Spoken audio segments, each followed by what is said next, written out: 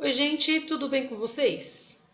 Eu sou a professora Renata. Essa é mais uma das aulas que eu estou trabalhando aqui, uma série de aulas semanais.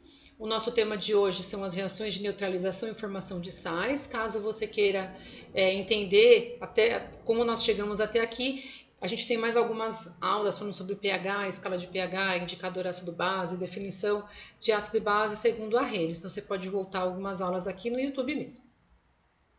Para iniciar, vou colocar algumas questões. De onde vem o sal de cozinha, o cloreto de sódio, que a gente usa em casa o tempo todo? Será que existe apenas uma forma de obtenção desse material? O que fazer quando sentimos azia, aquela queimação no estômago? E o que fazer se houver um derramamento de ácido em uma rodovia? Isso tudo tem a ver com o nosso tema? Sim, nós vamos ver já por quê.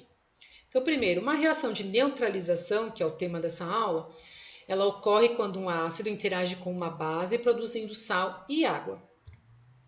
Aqui eu tenho uma reação bem simplesinha, bem conhecida. Ácido clorídrico HCl mais hidróxido de sódio NaOH, produzindo cloreto de sódio NaCl e água H2O. Sendo que o primeiro é o ácido, o segundo é a base, o terceiro é o sal e o quarto é a água. Ah, mas é sempre nessa ordem? Na verdade, eu coloquei ácido, base, sal e água, mas a gente tem como saber quem é quem de acordo com a fórmula. O sal resultante da neutralização é formado, deixa eu tirar aqui, é formado pela união do cátion da base e o ânion do ácido. E a água é formada pelo cátion do ácido, sempre H+, e o ânion da base, sempre o H-. Ah, mas como que eu lembro disso? A gente tem que lembrar aqui da definição de Arrhenius, que a base em água libera como único ânion o OH-, assim como o ácido em água libera como único cátion o H+. Então, se tem H+, o que não é o cátion é o ânion, assim como o OH- é o ânion, o que não for ele será o cátion. Sempre tem o cátion e o ânion, positivo e o negativo. E como que ocorre a formação desse sal? Vamos deixar aqui embaixo para não atrapalhar. A mesma equação. Na sequência, eu coloquei essa equação com os íons H+Cl-, Na+OH-, Na+Cl-, H+OH-. É a mesma coisa, gente, só que eu coloquei os íons para a gente ver exatamente a valência deles e tudo mais. Como que eu sei que o Cl é menos? Porque ele está com um H+, então a valência tem que ser inversa para dar o zero. Se não fosse, iria aparecer aqueles numerozinhos aqui embaixo, sabe? Que vocês já devem ter visto. Por exemplo, H2O, por exemplo, né? Outras substâncias que têm um númerozinho, H2SO4, tem a ver com essa valência que a gente inverte quando vai fazer a ligação iônica ou a ligação covalente para fazer a fórmula molecular. Também a gente pode fazer um vídeo depois sobre isso, mas não vamos entrar em detalhes sobre esse assunto. Dando continuidade aqui, então, para formar o sal, na verdade, ele não se forma sozinho, né? Então, eu tenho o H+, o ânion, ou desculpa, o cátion, com o OH-, que é o ânion, vai produzir a água. Assim como o cloreto mais o sódio produzem o cloreto de sódio. Então, eu tenho aqui o sal e a água. Sempre o cátion vem antes do ânion, por isso que o Na está antes do Cl, assim como o H+ está antes do NaOH.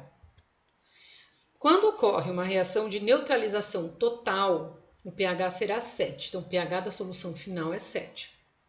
Portanto, a solução final será neutra. Isso ocorre porque os íons H+ da solução ácida serão totalmente neutralizados pelos íons OH- da solução básica, produzindo um sal e água. Mas existe outro tipo de reação, ou melhor, de neutralização que não seja total?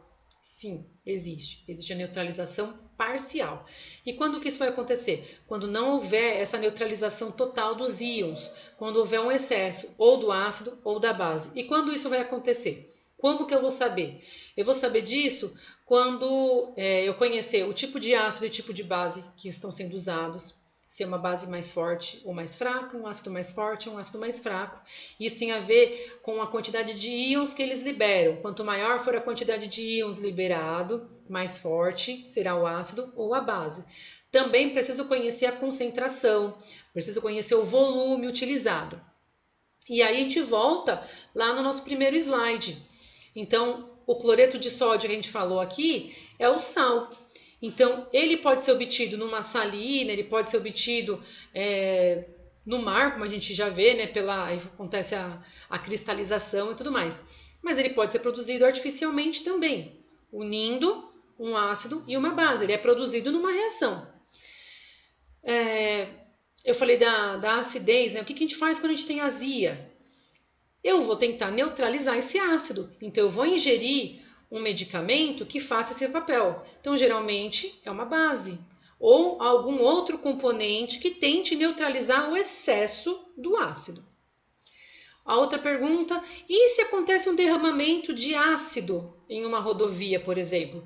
Eles vão isolar aquele local, eles vão colocar alguns materiais para o ácido não escorrer, mas o que eles podem colocar ali? Uma base. Ah, mas ele vai colocar qualquer base? Não, ele tem que conhecer mais ou menos o volume de ácido que vazou. Ele tem que saber que tipo de ácido que vazou, qual era a concentração que aquele ácido estava, para que não aconteça um acidente pior ainda.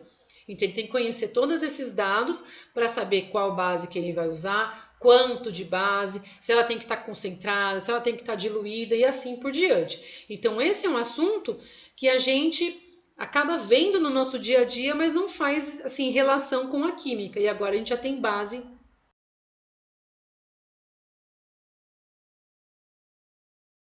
né? Já tem conhecimento para isso, certo? Eu agradeço muito mais uma vez vocês estarem aqui assistindo essa aula. Hoje foi mais curtinha. Eu espero que vocês tenham entendido. Se vocês precisarem de ajuda, tirar alguma dúvida, eu fico à disposição, tanto aqui no YouTube, até mesmo no meu canal, no meu perfil do Instagram, tá bom? Um grande abraço para vocês e até a próxima. Tchau, tchau.